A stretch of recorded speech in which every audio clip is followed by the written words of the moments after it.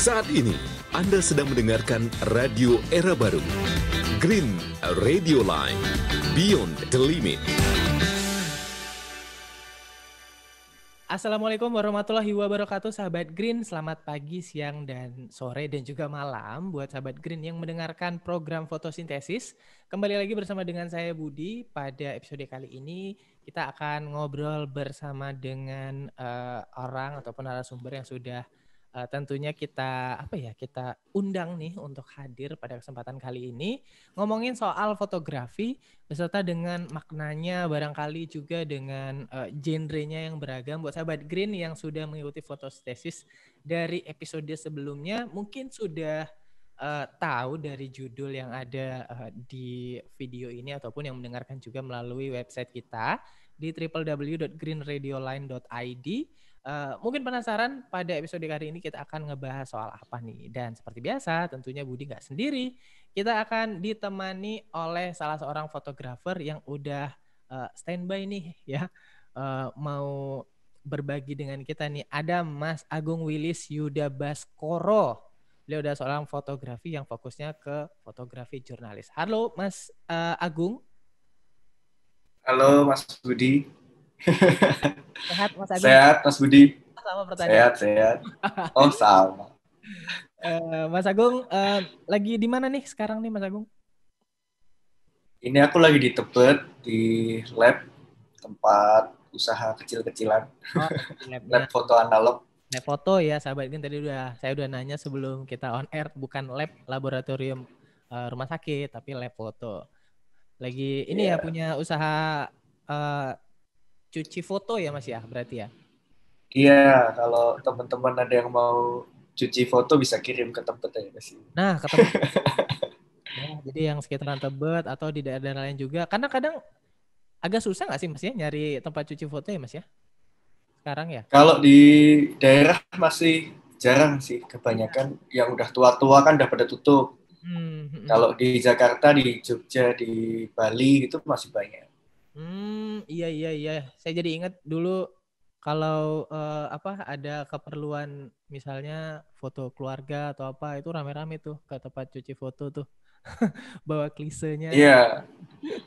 Betul. Tapi kalau ini nggak ada studionya, cuci doang. Cuci doang ya. Oh, oke. Ya, cuci berarti doang. Fotonya udah nggak dari sini, nggak dari tempatnya Mas Agung ya berarti ya?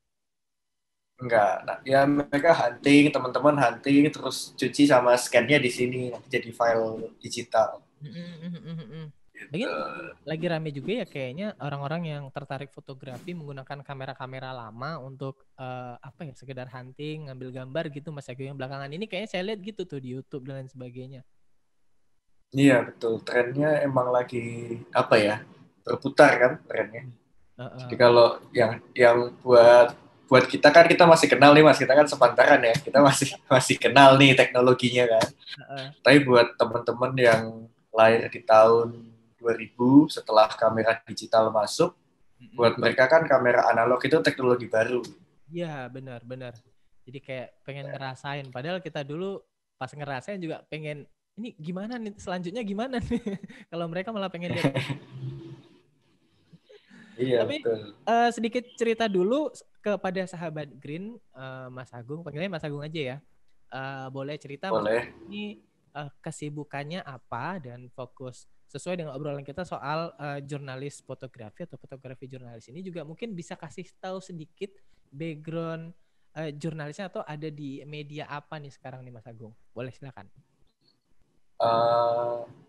Aku tiap hari sekarang kerja buat media bahasa Inggris di Jakarta, namanya The Jakarta Globe. Itu media online, dan di situ aku fokus untuk bikin foto cerita, foto story. Oke. Nah, foto story ini bukan berarti terus aku meninggalkan yang hard news ya, kayak misalnya berita-berita besar itu aku tinggal gitu, nggak ambil juga enggak, cuma memang dari redaksiku aku disuruh bikinnya yang sisi lainnya gitu, tentang sesuai dengan ketertarikanku, kan aku kebetulan punya background pendidikan antropologi budaya kan. Jadi sesuai dengan ketertarikanku di situ aku bikin isu-isu tentang sosial budaya, tentang lingkungan gitu, terus tentang apa lagi ya, masalah apa sih namanya, kayak soal-soal yang humanis lah, kayak gitu, yang berkaitan dengan ilmu-ilmu humaniora, kurang lebih kayak gitu. Jadi membuat foto story itu untuk si Jakarta Globe itu sekarang ini Mas ya, selain ada yang tadi gitu ya. Itu sudah mulainya dari tahun berapa Mas Agung waktu itu? Aku kalau ini mulai apa? Mulai untuk bikin untuk Jakarta Globe atau mulai terjun ke dunia jurnalistik? Nah itu terjun ke dunia jurnalis kok, jadi terbun. Kalau aku terjun ke dunia jurnalistiknya sebenarnya udah sejak kuliah ya. Jadi dulu aku tuh memulainya, menurutku yang paling possible aku lakuin waktu itu, aku motret panggung, stage fotografi itu. Oke. Nah, motret konser, motret acara-acara seni, tari-tarian, gitu. Pokoknya yang berhubungan dengan stage lah, yang performance gitu. Nah, nanti sejak kuliah tuh aku motret itu. Kenapa? Karena yang paling gampang aksesnya dan paling aku tahu lah. Maksudnya anak-anak tuh kan bikin acara ini, aku tinggal ke sana, bikin acara ini tinggal ke sana gitu kan. Terus ada temenku yang dia tuh bikin majalah indie ya, majalah musik indie gitu di Jogja, namanya Warning Magazine lah. Aku terbitin foto-fotoku di situ. Oh, oke. Nah, kalau buat Jakarta Globe sendiri, mulai tahun 2016 akhir. 2016 itu akhir. Di situ ya 2017 lah, hitunglah, karena akhir kan ya 2017. Itu pas di situ aku mulai. Pas gabung itu berarti langsung kebanyakan fokus fotonya jadi fotografi jurnalis juga ya Mas? Atau gimana? Atau awalnya sebenarnya kan kalau foto jurnalistik kan, sebenarnya foto jurnalistik itu kan adalah foto yang bernilai berita kan, sederhananya kan kayak gitu kan. Iya. Jadi selama foto itu bisa diwartakan, ibaratnya punya kemampuan, ada nilai beritanya. Nah, itu tuh bisa jadi foto jurnalistik. Nah, sejak aku masuk ke Jakarta Globe, itu membuatku lebih fokus. Jadi yang awalnya ngambilnya stage, terus masih ada aku main ke mana ya, misalnya kayak aku ke Bali, terus aku bikin soal foto story tentang kikir-kiki itu mentatah di Bali. Yeah. Terus aku ke Wakatobi, bikin tentang Taman Nasional Wakatobinya. Itu belum fokus gitu. Jadi masih ngambil panggung, ngambil culture, terus ngambil environment gitu kan. Nah, sementara pas masuk ke Jakarta Globe, aku difokusin. Jadi kayak, oh ya udah, kamu di isu sosial budaya aja. Gitu. Misalnya ada politik, ya kalau penting banget aja, kayak gitu. Jadi dari awal tuh udah difokusin kayak gitu. Jadi misalnya ada peristiwa besar nih, contohlah kayak ada pemilu gitu ya, peristiwa besar pemilu. Selain aku diwajibkan, dalam tanda kutip ya, diwajibkan untuk ngambil fotonya, contohnya Pak Jokowi lagi nyoblos gitu ya.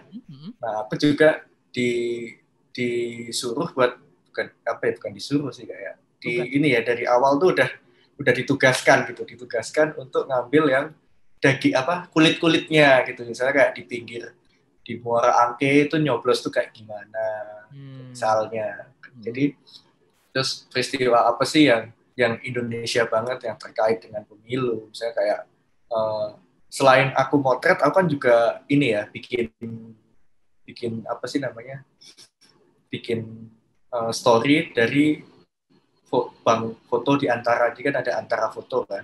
Ya. Itu kan kita langganan, terus kita susun cerita dari foto-foto mereka. Nah, itu juga aku harus peka gitu, melihat apa sih teman-teman antara ini cover dan bisa aku susun story-nya jadi satu benang merah tertentu, misalnya kayak pemilu di daerah terpencil, kayak ada petugas Bawaslu atau apa yang ngangkat itu nyebrang ngangkat apa kotak suara sambil nyebrang sungai dan lain-lain gitu contohnya. Dan sekarang setelah menjalani beberapa tahun ya dari 2017 tadi, menurut Mas Agung yang menjalankan, susah nggak sih jadi fokus ke misalnya fotografi jurnalis ini sama yang sebelumnya, atau justru lebih kayak sebagai seorang fotografer tuh lebih mudah karena jadi kayak gini nih dari sebelumnya Mas yang stage aja ngambil gambarnya, atau gimana tuh Mas? Kalau aku justru malah waktu masuk itu ketika aku diiniin sih, kayak misalnya kayak kamu mulai fokusnya ke isu-isu yang humanis. Itu justru makin sulit. Makin sulit ya? Karena semakin mengkerucut, tapi dengan bidang yang kecil itu kita harus bisa melihat visi atau melihat isu yang lebih besar. Gitu. Misalnya kayak aku main ke Jakarta Utara, di situ tuh sekarang sering banjir gitu kan. Sering banjir. Terus di situ tuh kalau kita bikin foto aja gitu ya, kita ini Jakarta Utara banjir gitu. Iya. Muara Angke banjir. Tapi tugas fotografer jurnalis sekarang, apalagi yang dimandat untuk bikin foto story, itu harus bisa melihat ke arah yang lebih grand lagi. Misalnya kayak, ini berarti kenaikan air laut atau tanah yang turun gitu kan, akibat dari perubahan iklim. Nah, jadi kita dituntut untuk melihatnya jadi lebih luas lagi gitu isunya. Ditarik lagi Mas. Kayak gitu. Iya, contohnya kayak gitu. Nah, terus selain mengerjakan tugas-tugas harian, fotografer jurnalistik saat ini juga tantangannya itu dituntut untuk ini bisa continue dan bisa sustain bikin satu foto story yang fokus tentang isu yang mereka ikutin gitu. Itu tuh susah. Jatuhnya memang ke dokumenter sih. Cuma itu tantangannya di sini. Kayak gitu. Iya, aku juga masih susah sih konsisten itu. Misalnya aku tertarik gitu sama isu A gitu kan. Memang digarap setahun, tahun berikutnya lepas gitu. Atau misalnya 1 bulan, 3 bulan digarap. Habis itu setelahnya lepas gitu ya, udahlah. Gimana? Walaupun masih bisa sih, namanya ongoing project tuh masih bisa dikerjakan lagi. Cuma kan kadang untuk konsisten itu berat banget.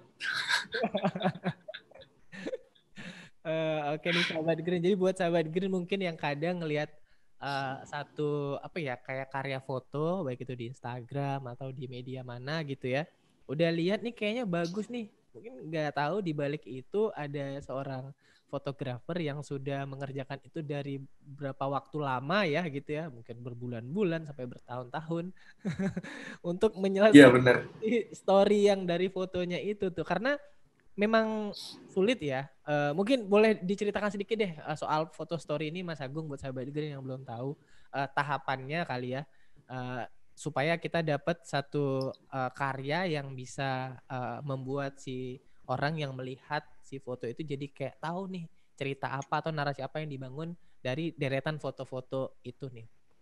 Dari pengalaman Mas Agung gimana nih? Kalau pengalamanku sendiri ada 2 tipe cerita foto gitu ya. Yang biasa aku kerjain gitu. Misalnya kayak yang harian gitu. Kadang aku liputan tentang contohlah kebakaran gitu. Ada kebakaran di Jakarta. Nah, itu bisa dijadikan foto cerita juga kan. Misalnya dari gedung itu kebakar, terus cara pemadam kebakaran itu menangani itu.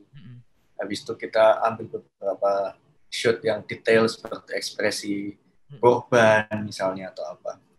Nanti bisa dilanjutkan stories aftermath-nya. Jadi setelah itu api padam, apa yang terjadi di pemukiman yang luluh lantak itu dan lain sebagainya. Itu yang pertama bisa dikerjain. Terus yang kedua, yang tadi yang sifatnya long term project atau dokumenter itu. Nah, yang kedua ini yang PR-nya menurutku lebih berat ya. Pertama kita harus riset dulu, ya kan? Kita harus tahu pertama tema apa sih yang mau kita angkat gitu kan. Misalnya kayak kita akan mengusung tema tentang kehidupan urban. Kehidupan urban itu yang kayak apa? Kehidupan urban yang berkaitan dengan, contohlah yang aku pernah kerjain, berkaitan dengan inovasi.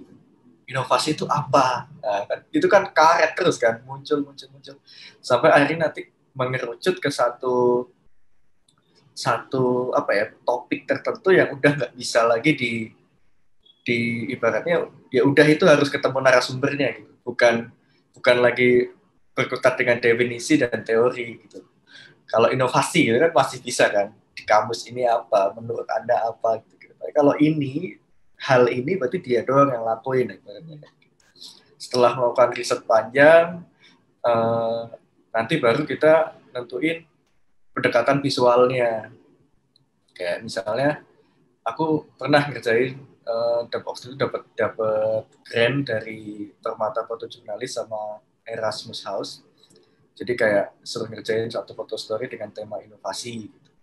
Nah, setelah menjabarkan inovasi itu apa, dibantu juga sama temanku, aku akhirnya dapat ide dan memutuskan untuk buat foto story yang berkaitan dengan cosplayer. Oke. Gitu. Jadi di mana inovasinya si cosplayer ini adalah ketika manusia itu membangun relasi, membangun koneksi dengan benda atau non-human actor. Jadi kalau ada teori itu namanya teori post-human, kayak gitu. Jadi ketika kita udah nemu teorinya, baru kita nanti bisa masukin itu narasumber itu. Oh, ini kita cari yang variabelnya A, B, C, D, E, F, G sampai ketemu yang pas. Nah, setelah kita ketemu narasumber itu, baru kita minta izin. Ya kan? Kita minta izin, kita punya pendekatan visual yang nanti seperti ini, gambarnya akan menggunakan warna atau menggunakan hitam putih sebagainya. Terus nanti akan dipublikasikan di sini segala macam. Nanti kita aku akan motret kamu dalam seminggu akan berapa hari, ngikutinnya seperti apa, kayak gitu kan. Yeah. Kalau dia udah setuju, baru kita bisa eksekusi. Kalau aku sih biasanya gitu ya, kalau bikin foto story yang sifatnya panjang gitu kan. Benar. Jadi nanti dia akan lebih nyaman ketika di interview. Jadi kayak berteman aja gitu. Cuma di sini di depan udah dijelasin kalau aku ada ada rencana ini. Jadi sifatnya juga memang harus disampaikan ya, jangan sampai si orang yang kita libatkan itu kayak ngerasa kok tiba-tiba seperti ini gitu, atau ngerasa kayak kok tiba-tiba, pokoknya kaget lah, jangan sampai seperti itu ya Mas Agung ya. Penting untuk iya, karena kan dipublikasikan dan dipamerkan gitu kan. Ya, dan itu cerita hidup dia gitu. Dan kita kan tugasnya cuma sang penyampai pesan gitu kan, kita the messenger kan. Jadi ya harus approval dari dia juga penting gitu. Misalnya kayak kan nggak semua orang bisa menerima, misalnya kayak storyku tentang si cosplayer ini kan dia juga wibu kan. Nah, nggak semua orang kan bisa menerima perilaku orang yang kayak gitu. Jadi dia suka koleksi boneka perempuan banyak gitu kan. Dia punya waifu dan sebagainya. Kan nggak semua orang bisa menerima itu. Kalau itu dipublikasikan tanpa seizin dia dan tiba-tiba ada orang yang nggak suka dan ibaratnya kayak main lu bla bla bla bla. Nah, itu kan nanti kan nggak enak juga kan. Nggak enak. Ntar dia juga diceng-cengin misalnya karena dia mungkin ngerasa gimana kan gak enak. Lebih baik dia tahu dulu bahwa itu nanti akan Itu panjang loh sahabat Green buat Anda yang mungkin sudah pernah melihat hasil-hasil foto story yang mungkin itu adalah rentetan dari waktu yang cukup lama, itu eksekusinya ternyata butuh persiapan yang cukup panjang nih kayak yang Mas Agung bilang tadi. Tapi kalau kita ngomongin soal jurnalis lagi nih Mas Agung, ini kan kalau ngomong jurnalis biasanya foto-foto yang lagi diambil itu kegiatannya bisa di berbagai tempat ya, bisa dibilang di lapangan lah gitu sahabat Green juga mungkin yang pernah mengalami dan juga melakukan foto jurnalis ini. Yang harus dipreparekan kalau dari Mas Agung mungkin juga bisa jadi tips juga buat sahabat Green apa nih dan jangan sampai melakukan apa nih. Ini barangkali perlu disampaikan juga nih buat sahabat Green Mas Agung. Iya, kalau do and don'ts-nya ya, itu ibaratnya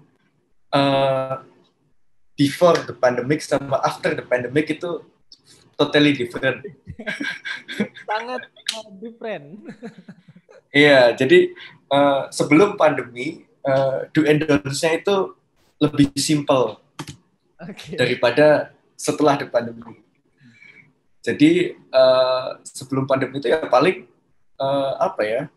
nyiapin fisik jelas kayak ke lapangan kita mesti sehat kan, udah makan segala macam. Udah siap lah ya, wajar lah udah makan, udah siap badan, udah mandi gitu ya.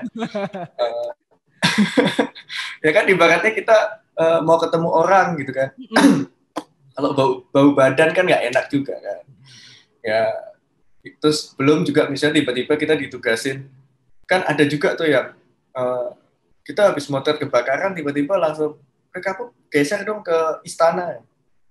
Nah, baju kalau nggak bawa batik segala ya gitu-gitu kan kita harus siap yang gitu. Iya, contoh ya itu paling ekstrimnya lah. Nah cuma paling standar ya kita kamera harus siap, harus bersih.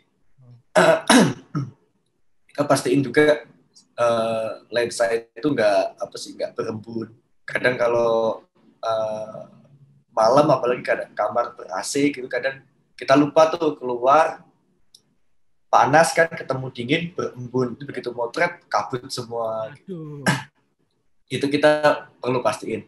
Dan habis itu baterai kita harus bawa beberapa serep kan supaya nggak kehabisan. Terus kalau yang pakai digital memory card-nya dipersiapkan. Ya kan, nggak boleh kehabisan ini, tempat penyimpanan itu. Kalau yang pakai film ya bawa filmnya gitu. Iya. Rollnya habis kan nggak bisa. Nah, terus itu sih. Nah kalau setelah pandemi ya makin kompleks ya. Apalagi selain itu tadi juga ditambah kita harus taat protokol, ya kan? Aku tuh pernah saking waktu awal-awal bulan Maret itu, namanya orang parno ya. Jadi sampai sekarang pun aku kalau lihat orang itu masih beranggapan bahwa aku dan dia itu sama-sama OTG gitu. Iya. Nah jadi nek nggak kamu ya aku nih bawa nih gitu. Gampangnya gitu. Nek nggak kamu ya aku yang bisa nularin. Gitu. Ya udah pokoknya semua orang tuh kita curiga lah. Itu aja udah bikin kita nggak nyaman. Biasanya ketemu narasumber bisa salam-salaman ya kan. Iya, terus akrab gitu. Kalau yang sudah sering continue bisa pelukan. Tiba-tiba kita curiga. Itu kan udah nggak comfort kan, udah nggak nyaman gitu. Nah terus belum lagi awal-awal tuh aku selalu pakai APD itu kalau motret. Pakai APD? Karena yang di cover kan kalau nggak di pemakaman, di tempat orang tes COVID sama di rumah sakit gitu-gitu.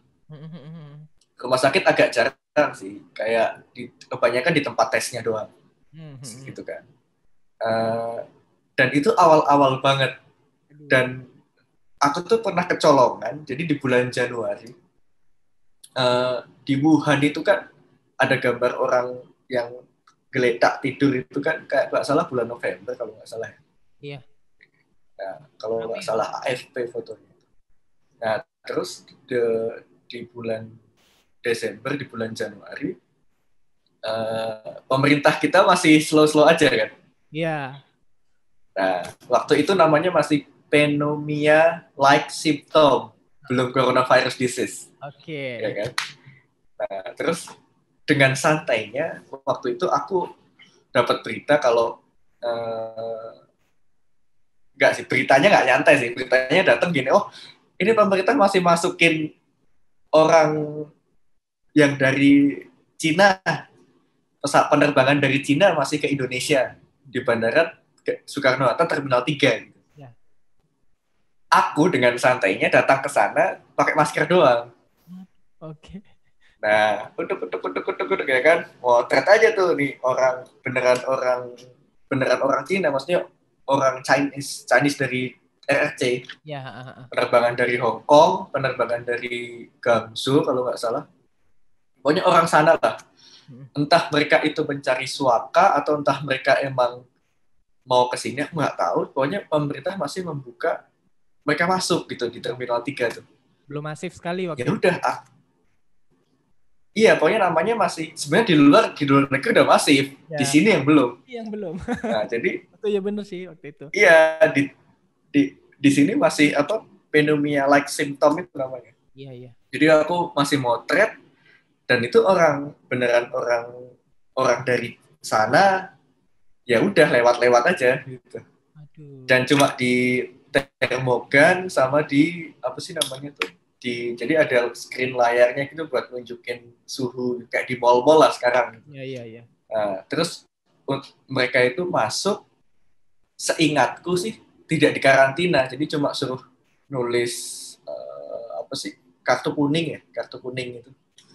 Kuning itu oke, di bulan Januari ya kan. Ketika di bulan Maret itu meledak, aku jadi ingat, wah jancuk, di bulan Januari aku dengan santainya motret kaos oblong gitu, ya kan.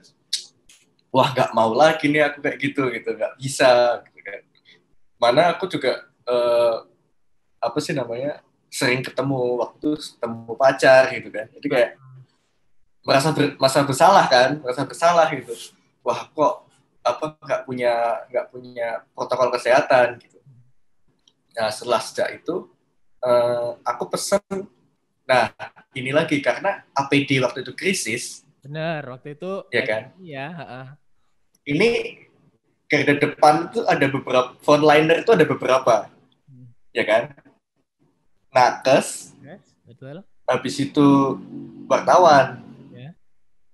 Baru militer, baru yang lain gitu kan.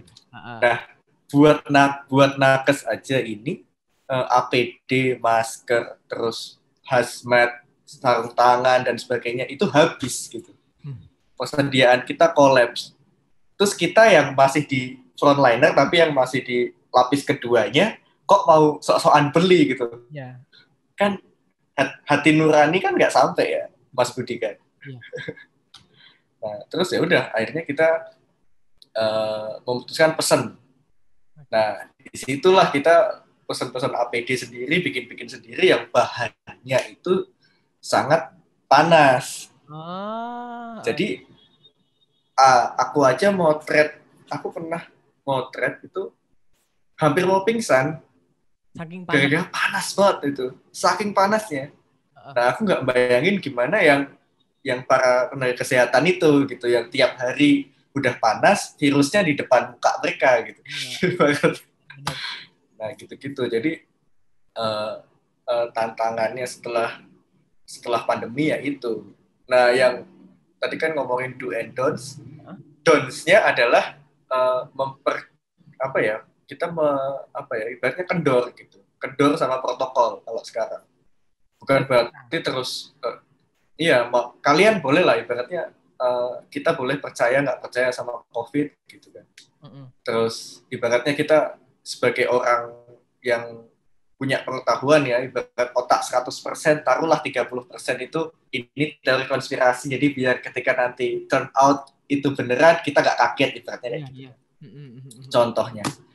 Jadi ya kita boleh nggak percaya, cuma bukan berarti terus kita kendor sama protokol. Iya, kayak gitu. Kalau aku sih, jadi don'ts-nya ya itu. Kalau do-nya ya standar tentang kerjaan kan masih sama. Gitu, Mas. Tapi itu sempat shock juga ya waktu itu, apalagi masuk di awal-awal Maret ya, sebagai seorang jurnalis yang ke lapangan, pasti jadi pikiran banget tuh Mas Agung ya. Iya, betul. Sama. Nggak tahu harus gimana gitu.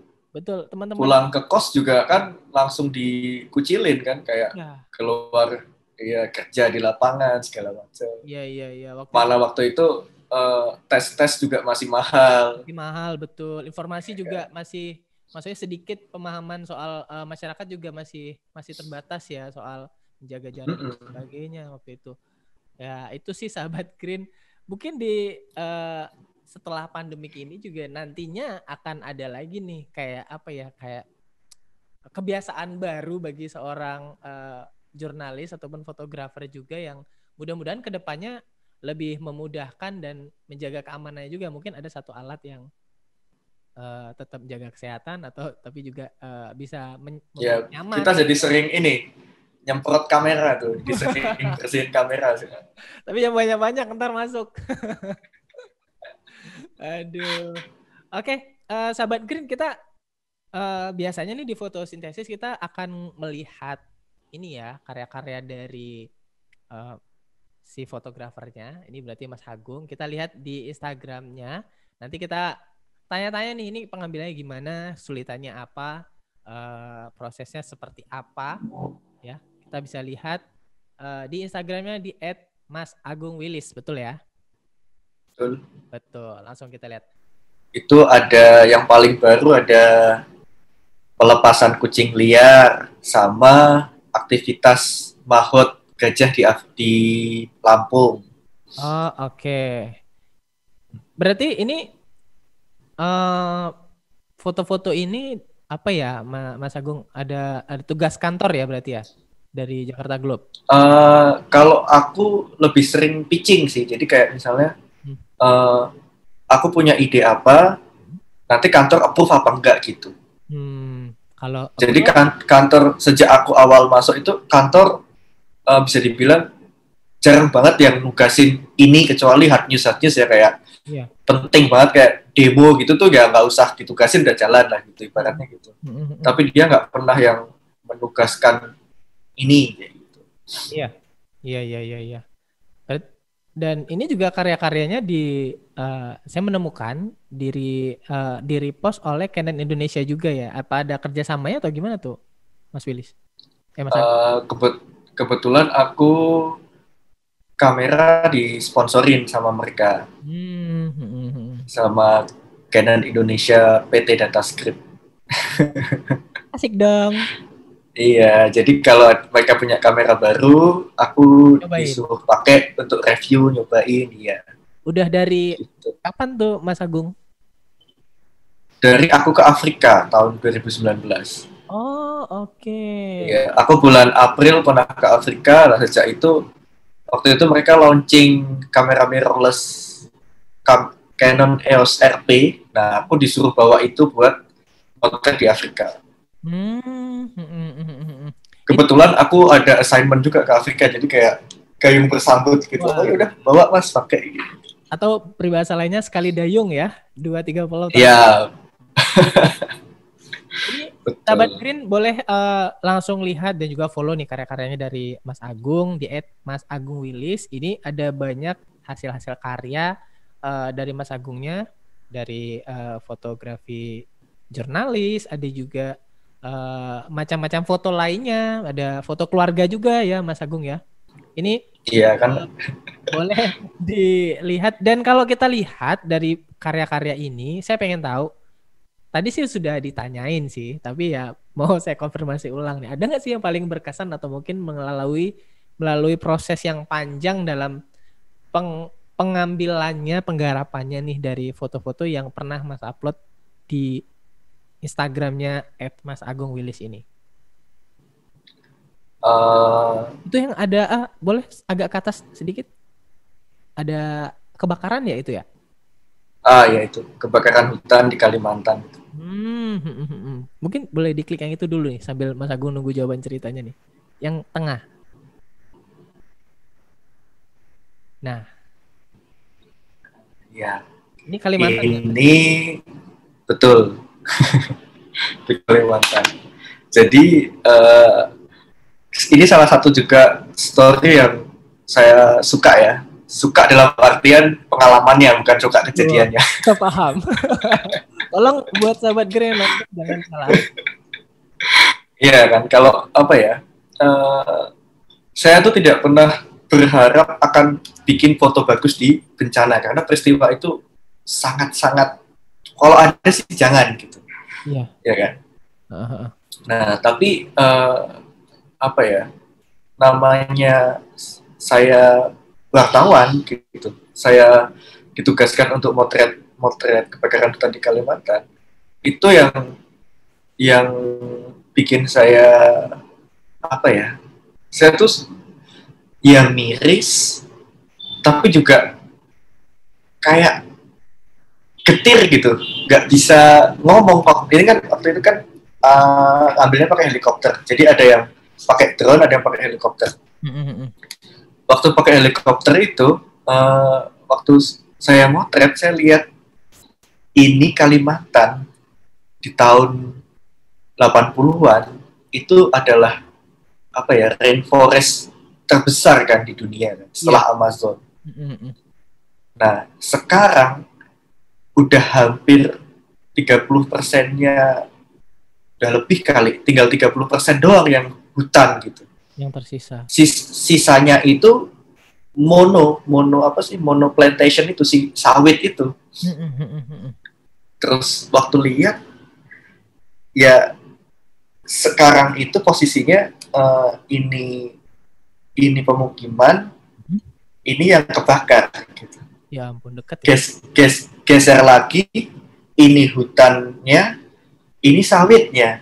Jadi kayak gitu posisinya di Kalimantan, udah nggak hijau kayak gitu semua. Dan yang aku pikirin, walaupun aku di atas, yang aku pikirin itu adalah biodiversity dan satwa-satwa yang tinggal di dalamnya. Ketika hujan rainforest itu dibabat, berapa banyak kita kehilangan biodiversity itu gitu tuh. Ya kan, itu sih lebih ke situ sih pengalamannya. Benar-benar. Dan kita juga di Pekanbaru ini juga merupakan salah satu daerah yang juga memiliki lahan-lahan yang terbakar, dan itu juga sudah terjadi berulang-ulang. Tapi di yang paling parah itu tahun 2016 kabut asap, Mas. Kita di sini sampai bandara itu 2016 ya, atau 16 itu bandara tutup, anak sekolah juga 2015 ya, itu tutup, anak sekolah juga. Iya, di kemarin ini kan juga sempat ada kabut asapnya ini. Aku di mana sih, di Palangka itu, di jalan apa sih? Yang ada patung Cilik Riwutnya itu, Pak Cilik Riwut itu. Itu kan dia beneran ketutup kabut asap. Kalau kabut kan seger dihirup. Ini asap. Asap, bener, kabut asap. Iya, asap. Iya, kalau kabut kan wah, sejuk embun pagi. Ini enggak. Bengek. Berarti kayak turun ke lapangan untuk meliput satu kejadian seperti ini kan bisa dibilang kayak bencana juga. Itu perlu persiapan khusus nggak, Mas Agung? Mungkin referensi gambar atau nge-flow aja mungkin dari pengalaman karena udah sering motret atau gimana, atau buat sahabat Green ada tipsnya nggak sih supaya foto yang kita ambil itu bisa memberikan pesan? Kalau kayak gini kan tadi saya lihat sampai merinding nih saya, ini nggak tahu nih merinding kenapa, tapi rasanya kayak gimana gitu ya melihat hutan yang terbakar. Betul kata Mas Agung tadi, ada cerita gimana nih biodiversity yang ada di dalamnya, kayak hewan-hewan dan sebagainya. Kalau persiapan tuh secara umum kan tadi di depan udah ya. Cuma kalau kembali lagi kita lihat ke konteks liputannya kayak apa gitu.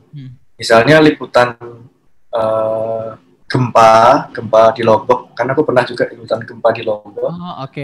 Akan sangat berbeda dengan liputan misalnya kebakaran hutan. Dan kebakaran hutan juga akan sangat berbeda dengan liputan contohlah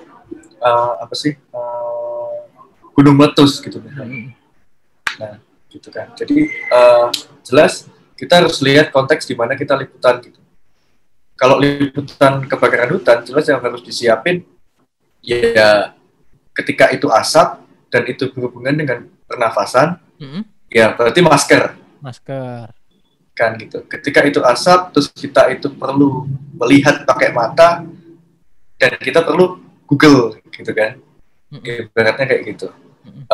Terus ketika kita nanti perlu berjalan di lahan gambut yang mungkin terbakar, apakah kita baiknya pakai sepatu boot plastik kah atau kita pakai sepatu apa gitu, itu perlu dipertimbangkan juga gitu.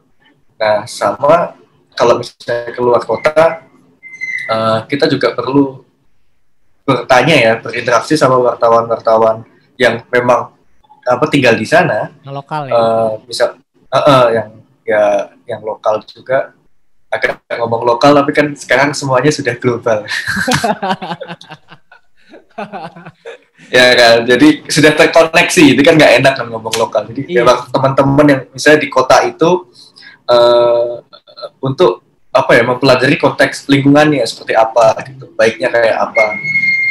Pentingnya juga epicenternya di mana sih gitu. Titiknya tuh di mana gitu, titik yang paling parahnya di mana gitu. Jadi setelah kita bisa cover titik-titiknya, sentralnya, baru nanti biasanya teman-teman tuh akan ngajakin, ayo kita ke daerah ini yuk, nanti di sana ternyata ada sekolah yang butuh bantuan banget nih gitu, atau apa gitu biasanya. Nah, jadi selain mempersiapkan diri sendiri, juga membangun relasi sama teman-teman di daerah tuh penting banget kayak gitu. Di Lombok juga aku dibantu juga sama teman sana kan, ada temanku yang punya teman orang sana, dibantu tempat penginapan, itu udah enak banget. Dikasih tempat nginep itu udah enak banget lah. Iya, saya juga pernah ngalami nih Mas, maksudnya banyak juga rekan-rekan yang mungkin karena satu profesi jadi ya saling membantu gitu Mas ya. Nah, lagi di lapangan dan lain sebagainya. Oh iya Mas, pengen tahu juga nih, sebagai seorang fotografi jurnalis, supaya kita upgrade skill dalam hal output yang akan kita dapatkan lebih bagus dan lebih lebih pas lah gitu. Itu kira-kira tipsnya seperti apa Mas? Apakah kita mencari referensi atau ada komunitasnya atau gimana nih? Kalau yang aku lakuin itu pertama motret jelas. Jadi perbanyak motret, ya kan. Habis itu perbanyak melihat. Jadi misalnya kita punya taruhlah kita punya ini satu objek ini, kita tuh biasain lihat dari berbagai macam sudut pandang gitu. Oke. Nah, itu bisa dikembangin ya, nggak cuma ini objek tapi juga isu, gitu misalnya. Nah, terus habis itu supaya gambarnya lebih variatif, kita juga lihat contoh-contoh fotografer lain, baik yang ada di Indonesia atau yang di luar negeri, kayak gitu. Bagaimana sih pendekatan mereka gitu kan? Sama kita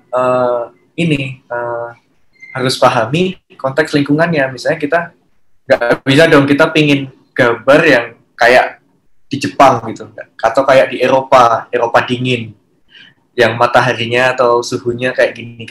Sementara kita ada di Katulistiwa kayak gitu kan. Arah cahayanya kan, kuatnya cahaya kan juga mempengaruhi foto kayak apa. Betul. Gitu kan. Jadi selain itu kita juga kalau bisa sih menentukan pendekatan visual kita ke karya kita tuh akan seperti apa gitu kan. Dan menambah referensi tentang visual approach tadi itu juga nggak ada salahnya. Misalnya kayak kalau di foto-fotoku ini kan, misalnya aku foto yang berita gitu tuh, aku kadang pakai pendekatan visual yang dia tegas, gambarnya tegas gitu kan. Karena seperti yang mataku lihat ya kehidupan ini kayak gini gitu. Dia tegas, dia bold gitu. Sementara kalau aku bikin story yang tentang cosplayer, iya. Karena aku berusaha untuk merekam mimpi-mimpinya, jadi aku pakai foto-foto yang secara tone warnanya lebih soft kayak gitu. Karena berada di ranah pikirannya seperti itu. Jadi kan menambah senjata ya. Kalau kita mau ke lapangan, kita punya beberapa senjata kan, tidak ada salahnya. Betul. Itu buat sahabat Green nih yang pengen mendalami dan upgrade skillnya supaya nanti hasil-hasil karya fotonya mungkin diterapkan untuk fotografi jurnalis ataupun juga yang berkaitan dengan pekerjaannya, mungkin ada hal-hal lain, itu boleh seperti yang dibilang oleh Mas Agung tadi, boleh dari referensi, bisa melihat suatu dari sudut lain, itu penting. Itu kadang kayaknya simple ya Mas Agung ya, maksudnya kayak bukan sesuatu, kadang kan orang berharap jawaban yang cobalah berguru pada siapa, padahal dari yang simpel-simpel itu kadang orang juga belum melakukan gitu kan. Iya. Nah, karena ya itu berguru pada siapa itu menurutku udah tahap akhir sih. Jadi kayak kalau bisa mulai dari diri sendiri, nyari referensi lewat buku dan lain-lain, baru gitu. Betul. Masih bisa ya, nggak apa-apa gitu. Karena kalau udah mentok baru tanya orang kan gitu kan. Dan nggak menyelesaikan. Dongok banget nih, udah nggak bisa. Dongok banget itu baru tanya orang. Ini udah nggak bisa nih, gimana gitu. Baru nanya orang. Kalau belum usaha apa-apa udah nanyain si gurunya, juga gurunya bingung. Wah, ini basic sekali nih saya ngajarinya nih ya. Iya lah, kan nanti kan bisa tanyain balik lah. Kamu memang udah sampai mana gitu kan biasanya kan. Biasanya iya sih. Jadi gitu. Iya, belum sampai mana-mana nih gini-gini. Nggak bakal dijawab kan. Oke. Ini karena udah mau 1 jam. Tadi ada nggak, ingat nggak Mas soal foto yang ini nih, yang paling yang paling berkesan? Atau masih sesuai jawabannya, semua fotonya masih berkesan? Yang ini. Yang mana? Enggak, aku foto ke Afrika aja. Afrika yang mana tuh? Boleh. Entar atas ya. Atas. Sebenarnya ada banyak foto di Afrika sih. Nah, ini yang di Afrika atas. Oh, ada tuh. Yang naik balon udara aja. Oh. Naik balon udara ya? Iya. Masih di atas lagi kok. Masih di atas lagi ya. Sebentar. Mana ya?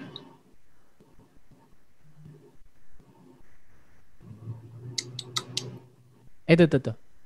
Nah, itu. Ini ya? Nah, ini betul. Oke. Nah, jadi foto ini nggak ini yang publish ya. Saya nggak publish di Jakarta Globe. Saya belum juga masukin ke web, jadi coba ada di Instagram ini. Oke. Jadi gimana ceritanya ini berkesannya kenapa? Karena tugas saya di Afrika itu untuk cover story tentang tourism, tentang pariwisatanya. Jadi kayak si Tanzania Tourism Board ini mau bikin pasar pariwisata di Asia Tenggara lah singkatnya. Nah, terus waktu itu saya minta untuk ayo kita ke Serengeti sama ke Ngorongoro gitu kan. ke National Park-nya Serengeti itu yang luas banget, dia bahasa Masai namanya itu kayak apa ya, padang yang tak terbatas gitu lah Serengeti. Oke. Benar. Nah, jadi di situ tuh waktu aku datang lagi masanya migrasi. Jadi ini hewan-hewan migrasi nih. Hewan-hewan yang lagi migrasi. Nah, di Tanzania itu tuh ada Big Five.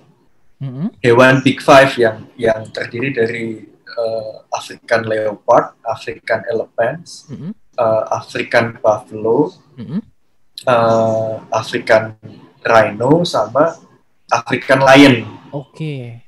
Nah, jadi ada 5 itu. Nah, aku ngomong sama perwakilan duta besarnya itu kalau aku ke sini nggak dapat 5 hewan itu omong kosong. Iya.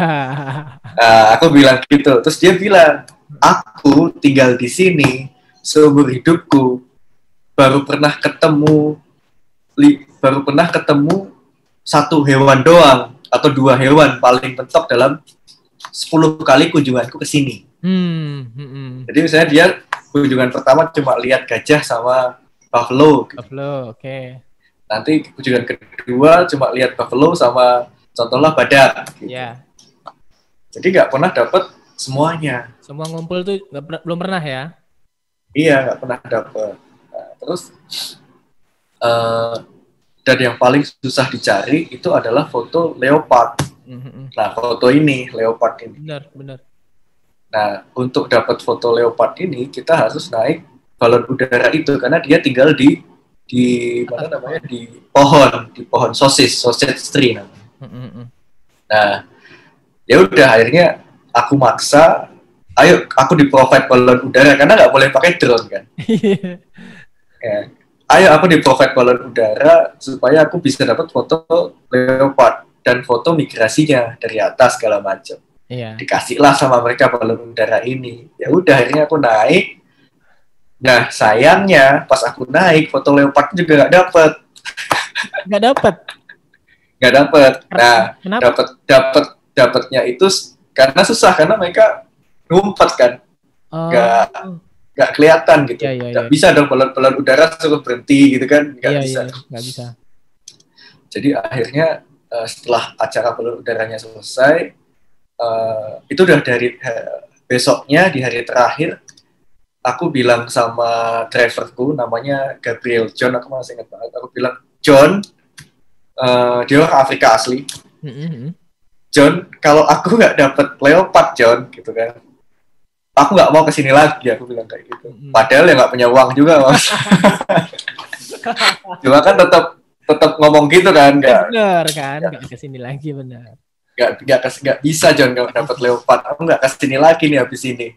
Akhirnya dia itu pakai perangkat radio, itu kan di mobilnya kan ada radio. Iya. Dia ngontak seluruh guide yang ada di Serengeti, di padang yang besar itu, dia kontak semuanya. Waduh. Kamu lihat leopard di mana? Udah lihat belum? Gini. Akhirnya setelah jam 6, jadi kan kita cuma batasnya jam 6 karena nggak boleh malam karena permitnya nggak boleh naik safari kan. Iya. Boleh karena nggak punya lampu sorot segala macam, ini cuma siang doang. Jadi kita jam 6 harus udah cabut nih. Nah itu jam 6 tuh si John itu dapat kontak dari temennya di ujung sini di pohon ada leopard nangkring lagi tidur, dia bilang gitu. Si John itu yang aslinya permitnya nggak boleh lebih dari jam 6 dan kita nggak boleh off-road, dia melanggar aturan demi orang Indonesia.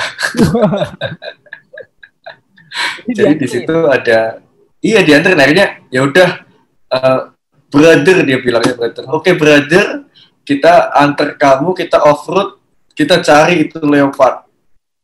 Akhirnya ya udah, dia terobos semua jalan itu, dia off-road, sampailah kita di depan pohon itu, ketemu leopard tuh, gambar satunya ada di bawah. Gitu. Tapi terang? Nah, ini salah. Iya, ini jam 6 di sana, sekitar jam itu. Iya, terang. Di sana jam 6:30 gitu masih terang. Iya. Ini jaraknya jauh ya Mas Agung ya? Enggak begitu jauh. Aku pakai lensa 600. Cuma ya nggak jauh-jauh banget. Iya. Dia habis itu kan dia turun terus ke depan mobil gitu. Iya. Kayak di film. Ini sih yang paling berkesan nyari ini. Mana aku juga dapat dia waktu lagi menguap gitu kan, jadi kelihatan giginya. Oke, ini nih harta karunnya nih, sahabat Green. Fotonya Mas Agung yang eksklusifnya ada di Instagramnya @masagung_willis. Boleh dilihat, di follow, itu masih banyak foto-fotonya lagi. Ini karena keterbatasan waktu juga, kita ngobrol udah hampir 1 jam nih Mas Agung. Siap. Terakhir nih, kali ya, buat sahabat Green tadi langsung aja ya ke Instagramnya. Buat Mas Agung, boleh kasih tips atau mungkin pesan buat sahabat Green yang lagi suka-sukanya fotografi, kira-kira gimana nih? Mungkin spesifiknya soal foto jurnalis nih, Mas Agung. Kalau tips ya, buat mungkin kayak gini ya, kalau buat yang baru mau masuk atau yang lagi senang-senangnya berkecimpung gitu kali ya. Coba bikin foto story. Dan jangan takut melakukan pendekatan ke narasumber gitu. Jangan takut misalnya jangan takut ini, misalnya lagi suka sama isu tertentu, jangan takut buat gali, jangan takut buat cari narasumbernya, jangan takut buat kontak atau ngelakuin pendekatannya gitu-gitu. Jadi kalau itu semua sudah kita nggak takut, nanti pertanyaan-pertanyaan rasa penasaran itu akan terjawab, ngalir dan ketagihan bikin foto. Bener. Kadang itu sih ya yang dirasain mungkin buat orang yang baru atau mungkin aduh kayaknya kalau kita kontak ntar dia ngerespon nggak ya, ntar jawabnya apa ya. Akhirnya malah nggak jadi karena saya nanyanya ya Mas Agung ya. Bener. Iya betul. Boleh dicoba buat sahabat. Nanyanya ke diri sendiri lagi, nggak ke sana kan? Nah, nanyanya ke diri sendiri, diem-diem, akhirnya udah lewat, sampai nggak hobi lagi. Iya. Buat sahabat Green mungkin yang sudah lama juga mengubur hobinya dalam hal fotografi, karena ya mungkin banyak pertimbangan. Coba deh langsung dieksekusi aja dari yang paling dekat dulu, apa nih yang bisa dikerjakan. Jadi kalau udah dilaksanakan kan ntar step by stepnya ngalir nih kayak yang dibilang oleh Mas Agung tadi. Terima kasih Mas Agung sudah berbagi cerita di fotosintesis episode kali ini. Mas Agung sukses buat foto-fotonya, buat pekerjaannya, buat keluarganya juga Mas Agung ya. Siap, sama-sama Mas Budi, sukses juga. Terima kasih Green Radio dikasih kesempatan buat jadi pembicara di sini. Terima kasih. Maaf kalau ada salah kata. Sama-sama, kita juga mohon maaf kalau misalnya ada salah-salah kata nih sahabat Green. Terima kasih buat sahabat Green yang sudah mendengarkan kita kurang lebih 1 jam ngobrol-ngobrol. Anda bisa mendengarkan obrolan kita atau episode kali ini di YouTube-nya Green Radio Line dan juga siarannya setiap hari Kamis di greenradioline.id. Kalau gitu kita berdua pamit. Terima kasih sekali lagi buat Mas Agung. Mas Agung ya, terima kasih. Budi Santo pamit. Mas Agung juga. Sampai jumpa. Green Radio Line, Beyond the Limit. Saat ini Anda sedang mendengarkan Radio Era Baru, Green Radio Line, Beyond the Limit.